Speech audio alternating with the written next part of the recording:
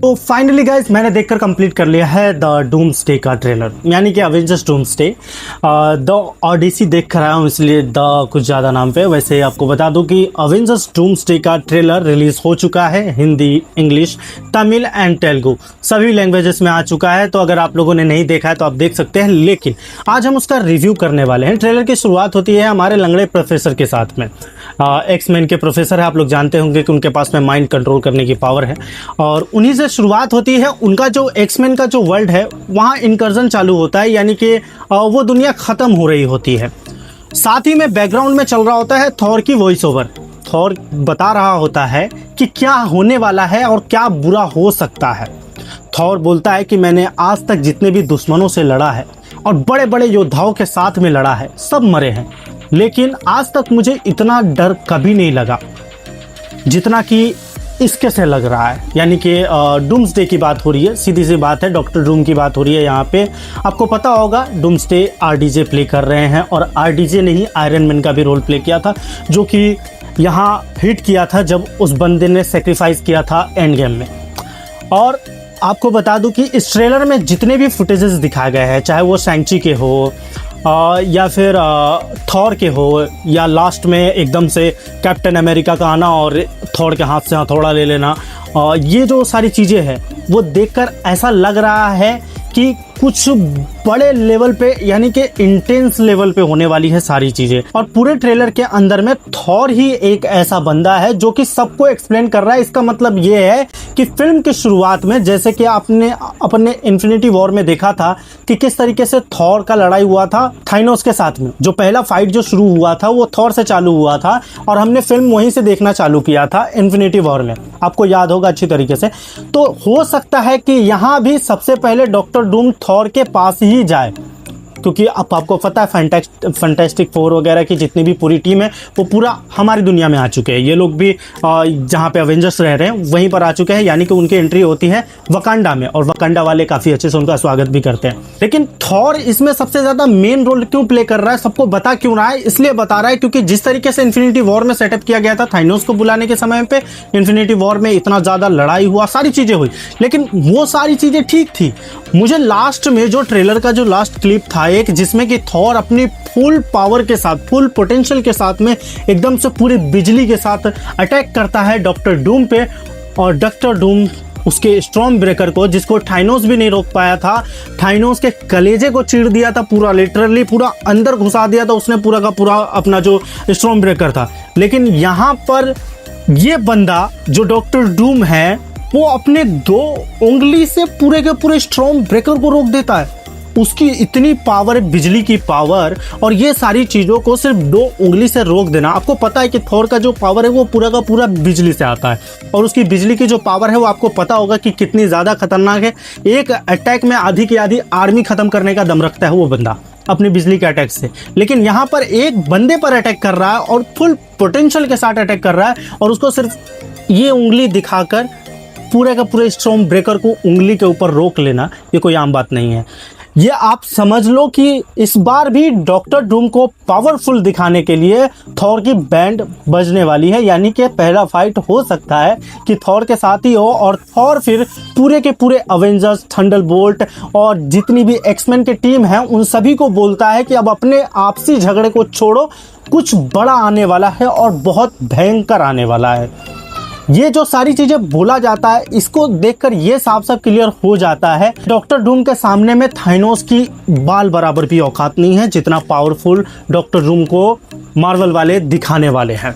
अब मार्वल वालों के शुरू से आपको पता है कि अंदर कीड़ा है कि भाई जब भी किसी पावरफुल विलन की एंट्री करवानी है, या तो हल्क को पिटवा दो या थॉर को पिटवा दो। तो इनकी हमेशा से ये प्लानिंग रही है, क्योंकि ये 2 जो कैरेक्टर है वो ऐसे कैरेक्टर है कि एकदम मतलब कह सकते हैं ना कि उनके हाथ में अगर उनको फुल पोटेंशियल पे छोड़ दिया जाए तो पूरी की पूरी टीम को अकेला ख़त्म करने का दम रखता है, थॉर भी और हल्क भी।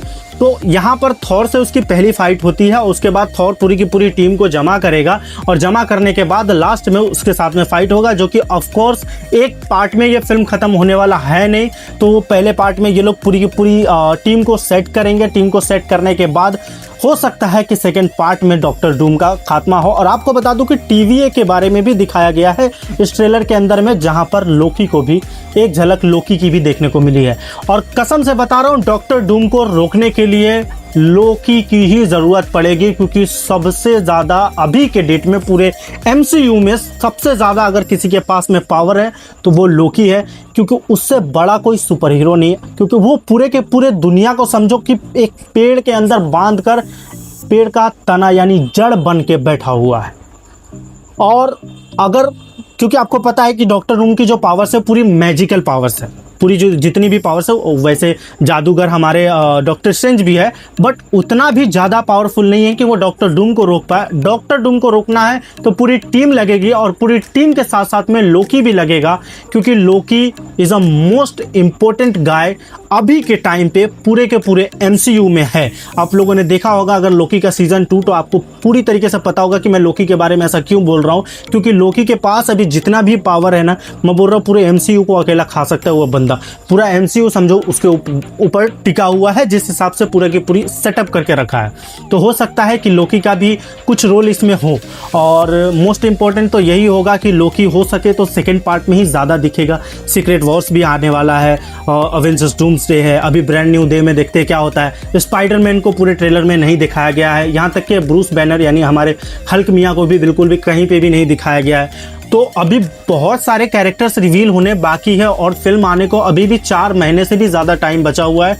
यानी कि ये फिल्म दिसंबर में 18 दिसंबर को रिलीज़ होने वाली है, और ये इसका फाइनल रिलीज़ डेट है। और रिलीज़ होगा कैसा आपको पता होगा, IMAX वालों ने ड्यून को पूरी जगह दे दी है, उसके वजह से IMAX थिएटर में नहीं रिलीज़ होकर इन लोगों ने, मार्वल वालों ने अपना खुद का विज़न बनाया है, कुछ अलग टाइप का। इन्होंने IMAX की तरह ही पूरा फुल मज़ा मिलेगा, तो इस टाइप का भी इन लोगों ने पूरा का पूरा ट्राई किया है।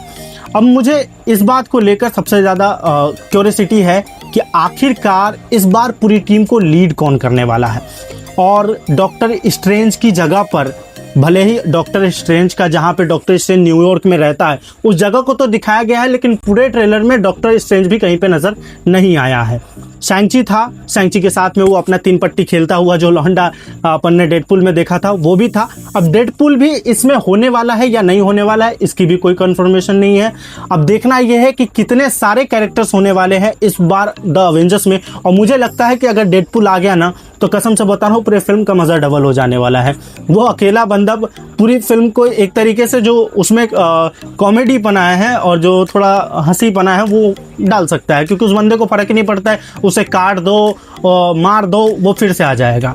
मतलब इमोर्टल इंसान है तो उसको तो कोई घंटा फर्क नहीं पड़ता है कि क्या हो रहा है नहीं हो रहा है। वैसे एक्समैन की जो वर्ल्ड सबसे पहले टीजर में दिखाया गया, जहाँ इंकर्जन हो रहा है वहाँ पे हमने प्रोफेसर को देखा, और मुझे लग रहा है कि एक्समैन से ही शुरुआत होगी, उनकी दुनिया ख़त्म हो रही होगी। किसी भी स्पाइडरमैन को भी नहीं दिखाया गया। बहुत सारी थ्योरी बन रही है कि हाँ हो सकता है कि स्पाइडरमैन जो अपना पुराना वाला टोबी मैguire वाला जो स्पाइडरमैन है उसके भी वर्ल्ड को ख़त्म होते हुए दिखाया जाए, या वहाँ पे भी स्पाइडरमैन जो है ना अपना सेक्रीफाइस करे, कुछ ऐसी चीज़ें भी हो सकती है। लेकिन ये सारी चीज़ें अभी कंफर्म नहीं कर सकते, क्योंकि ट्रेलर में इन सब चीज़ों के बारे में बात नहीं की गई। ये हमारी जो थ्योरी है ना, इस थ्योरी पे हम लोग बाद में बात करेंगे, लेकिन फिलहाल आप इतना समझ लो कि ये ट्रेलर सुपर्ब है, और ये फिल्म जब भी रिलीज़ होने होगा ये कसम से बोल रहा हूँ फटेगा। और मुझे तो सब्र नहीं हो रहा, मैं तो कह रहा हूँ भाई जल्दी रिलीज़ करो इसकी माँ का।